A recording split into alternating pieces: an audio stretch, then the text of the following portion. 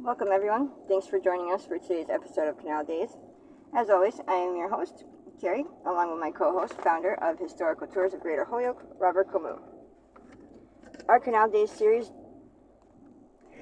delves into the vast collection of historical sites throughout Massachusetts with Robert's expertise of the local history as our personal guide.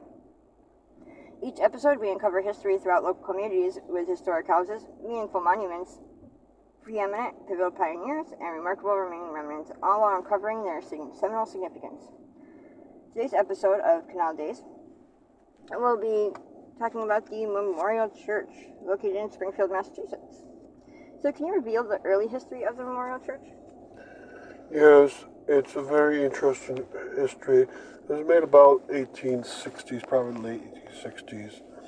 And today we're going to talk about not only the history, we're also going to talk about what has become in recent decades, what the area along this church is like, and why did they even name it Memorial Church? But it started early on, and it's a very gorgeous church, as you can see by looking at it. Very well constructed. I think it's mostly out of granite with some trim of other rocks. And it was named Memorial for a reason. We'll divulge that later, but that's the reason why the church was made, to be a memorial to many people. And from there it grew and grew. It has changed hands, and it's still well kept. It's still a beautiful area. There were a few Victorian homes around that area, and they were taken down. So it was a gorgeous area one time before cars came around, but they took a few down because they had to make traffic pattern around that area a little easier. But institutions are around it like incredible level, and so it's still a very gorgeous area to look at. And define what this church has become, evolved into. It's become the Greek Orthodox Church, but not only that, it's the cathedral for the Greek Orthodox churches of Western Massachusetts. And for that reason, it's a very honored place for all Greek ethnic group people around the greater Springfield area. To be a cathedral in that denomination means, of course, that the bishop, the head of the Greek Orthodox churches around Western Massachusetts, would live in that building, and in the offices, the diocesan offices, are also associated with that. And so it's changed from being a congregational church and to being a Greek Orthodox, which is still honored very nicely. And of course, the architectural values are kept very high, and the stained glass windows inside are maintained to an incredible level. And we will be right back after a few words. Are you fascinated by local history and eager to investigate the obscure treasures off the beaten path throughout the state of Massachusetts? Or maybe just seeking an unforgettable cultural activity for family and friends to enjoy? Look no further than Historical Tours of Greater Holyoke, founded by Robert Camus. With over a decade of experience, Robert offers captivating tours and presentations of historic sites and landmarks throughout the state. Whether you're interested in canals, cemeteries, charming churches, and more, Robert's tours provide a unique and enriching experience for all. And that's not it. You can also schedule private tours tailored to your interests, ensuring a personalized adventure and unforgettable memories. Perfect for families or groups of all sizes, making for an exciting hands-on learning experience that brings history to life. Simply visit holyokecanaltour.org or email bobcat4214 at yahoo.com to book your private tour today. But wait, there's more. Don't miss out on Robert's podcast and video series, Canal Days, where you can dive even deeper into the vital history of the Connecticut River Valley. Plus, for those who may not be local or would rather enjoy on the go or from the comfort of their home, Canal Days brings the adventure right to your screen. So don't miss out. Uncover the pivotal past with the Historical Tours of Greater Holyoke to make your own history with memories that will last a lifetime. Remember to log on to holyokecanaltour.org for more information and secure a personalized experience today. Welcome back to our Canal Days episode of the Memorial Church. And can you describe the immediate area surrounding the Memorial Church? It's quite beautiful. They have a memorial library, which is a branch library of the Springfield library system. And it is also made with wonderful architectural values to it. There's also the former trolley barn for the Springfield Railway Company, and that trolley barn is a bit to the east-south, maybe only 200 feet away from the church. And it still looks like a trolley barn. And this is the nexus of all tracks in Springfield. So this was the place where the trolleys would stay at night, place where they would get repairs, and the office for the street railroad company. And that was a large railroad company, one of the best in Massachusetts, and there were many. It's been noted that the Springfield, Holyoke, and New Bedford trolley companies were probably the three best out of maybe 160 railroad companies at one time. And that trolley barn is still occupied, and that's wonderful. And of course, the trolley company did have one of its own trolley parks, and that was at Pequot Park out in Westfield. So this was quite the place to be.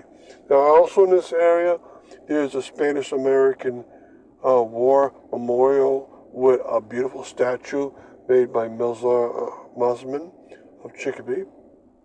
Gorgeous statue.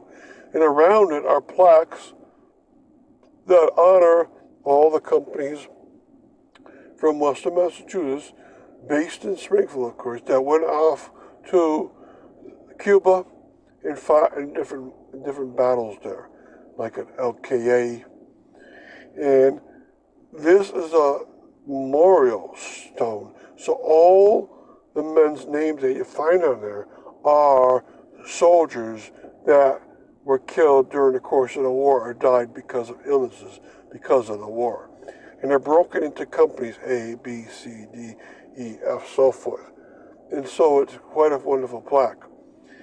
Now, it's hard to get to. You have to actually go out to a busy street and go in the middle. And there you can start to read off the names. There used to be residential homes on one of those streets, and it wasn't so busy. So also around this area are a lot of apartment complexes that have been maintained to a high level. And so that's why they call it Memorial Square.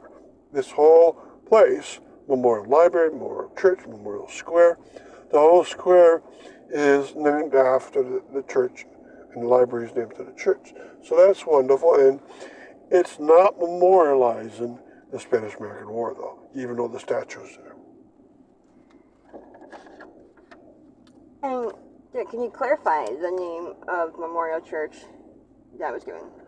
Yes, the person that was instrumental in having this church built said that he had noticed that a lot of ministers or pastors around Springfield had put so much effort into keeping Springfield a great place in all ways, whether it's through masses, Sunday schools, through the way they kept care of their congregation or their ministries.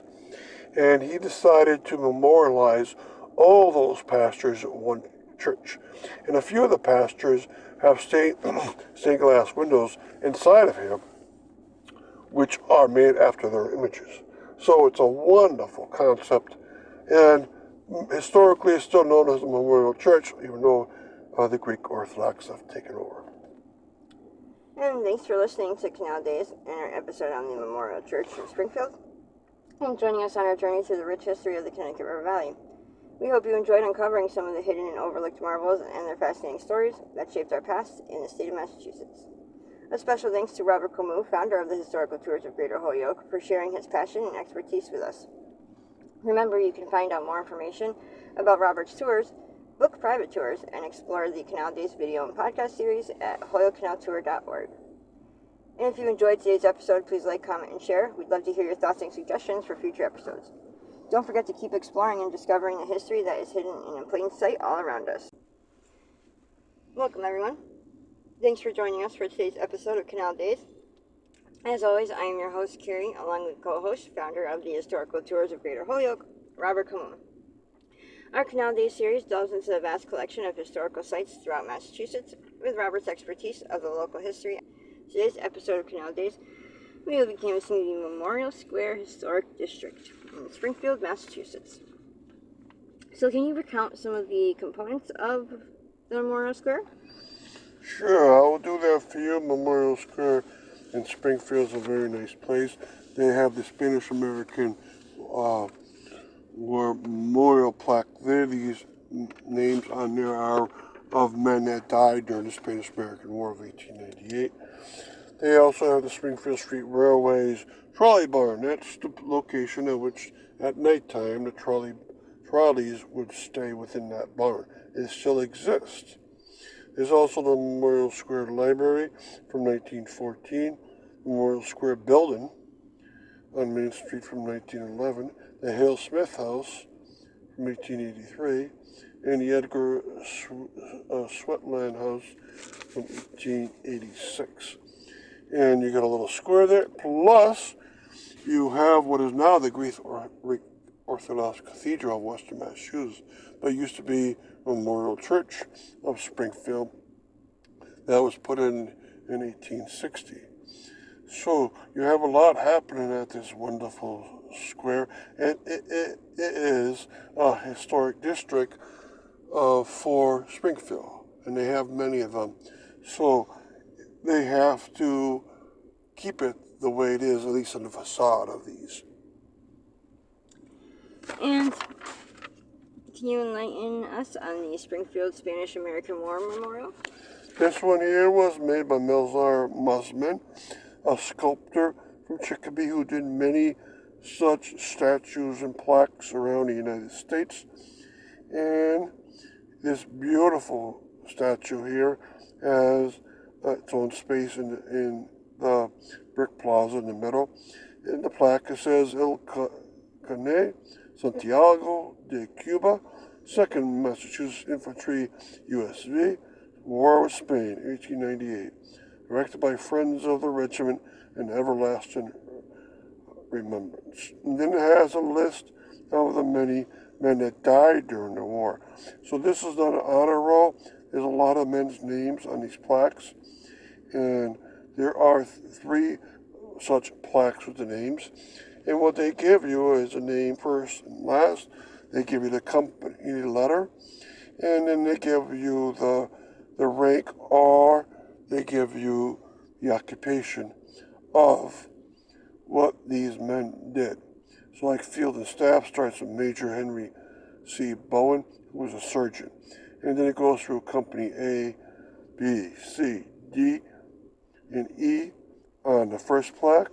And then it continues E, F, G, H, I on the second of plaques. And then it continues I. Skips J, goes K, L, and M. And along the way, it tells you the names again. So, like in Company L, they had a Charles Field, First Lieutenant. And Company H, they had a Charles Hay, Corporal. And then in the first plaque, they have a Company D, Anatole Duguay. And his friend Joseph Bonneville is right above him. Those last 2 are from Holyoke, and all these companies were for different locations. So it was a group with its absolute headquarters in Springfield, but it had many companies around Western Massachusetts. So one in Westfield, one in Northampton, Holyoke, Springfield, so forth and so on. And all these men might have died in Cuba. Many got buried in Cuba, but a lot of them were disinterred and reinterred within the Western Massachusetts area. And this is wonderful. And I mentioned Duguay and Bonneville. They're buried side by side, having been buried in Cuba, but the next year taken out and buried in the Precious Blood Cemetery of Holyoke. So there's a lot of wonderful stories here. And stick around, we'll be right back after these few words. Are you fascinated by local history and eager to investigate the obscure treasures off the beaten path throughout the state of Massachusetts? Or maybe just seeking an unforgettable cultural activity for family and friends to enjoy? Look no further than Historical Tours of Greater Holyoke. Robert's Tours provide a unique and enriching experience for all. And that's not it. You can also schedule private tours tailored to your interests, ensuring a personalized adventure and unforgettable moments. Perfect for families and groups of all sizes, making for an exciting hands-on learning experience that brings history to life. Simply visit holyokecanaltour.org or email bobcat4214, capital B, at yahoo.com to book your private tour today. But wait, there's more. Don't miss out on Robert's podcast and video series, Canal Days, where you can dive even deeper into the vital history of the Connecticut River Valley. Plus, for those who may not be local or would rather enjoy on the go or from the comfort of their home, Canal Days brings the adventure right to your screen. So don't miss out. Uncover the pivotal past with Historical Tours of Greater Holyoke to make your own history with memories that will last a lifetime. Remember to log on to holyokecanaltour.org for more information and secure your personalized experience today. Welcome back to our Canal Days episode of the Memorial Square Historic District, located in Springfield, Massachusetts. So can you dissertate on the Springfield Street railing trolley barn? Yes, every street railway in Massachusetts pretty much needs a trolley barn so that the trolleys can stay inside at night. These are electrical trolleys. Even when they were horse-drawn, they would stay inside the cart and the horse. And that's where you get the name barn from, because trolleys started, for the first decade at least, as horse-drawn carts, bringing people around to destinations. And so you got a trolley barn now, even when they changed into the trolley area. Now the Springfield Street Railway was like many around Massachusetts. They had many, many lines, probably a dozen, including one going through Long Meadow to Hartford, one going through Springfield into two different locations in Chicopee, then one to West Springfield, one to Westfield, and then points east probably, at which those I don't know too much about. Now this trolley barn used to allow trolleys to go right inside on the tracks. The tracks might be gone, but you can see by the configuration of the windows and doors where the trolleys might have went in. Quite an arrangement. And several communities still have their trolley barns left. Most of them were made in the late 1890s. And this one in Springfield is quite beautiful. So it's a great compliment to the Memorial Square area. And can you delineate the Memorial Square Library? Yes, it was made in the year 1914, and it too complements greatly the beautiful area. It's a very, very light color, about a beige or a tan color, and it has a reddish roof, and it's one of the branch libraries of the Springfield Public Library system, a vast system of at least 10 libraries. And this one is heavily used, of course, by the people of that area, and they made it so nice because they knew it was going to be around a square that it already had nice features to it. The church and several historic homes. There used to be more inside of this square, more residential homes, especially in one of the cut streets. But they took them out as cars came around, and they developed it into more of a throughway. But it still takes on its very historic nature, and it is quite a nice place to visit if you're into such things, because there's so much around that area. And of course, you can go into all of these and see the inside of the church, for instance, and what it looks like in this wonderful stained glass. See what the inside of the library looks like inside of the trolley barn. And then we'll go right up to the middle of that statue to the Spanish-American War and read the names yourself and see up close that beautiful statue work. We hope you enjoyed uncovering some of the hidden and overlooked marvels and their fascinating stories that shaped our past in the state of Massachusetts. A special thanks to Robert Comu, founder of the Historical Tours of Greater Holyoke, for sharing his passion and expertise with us. Remember, you can find more information about Robert's books, tours, book private tours, and explore the Canal Days video and podcast series at HoyokCanalTour.org. And if you enjoyed today's episode, please like, comment, and share. We'd love to hear your thoughts and suggestions for future episodes.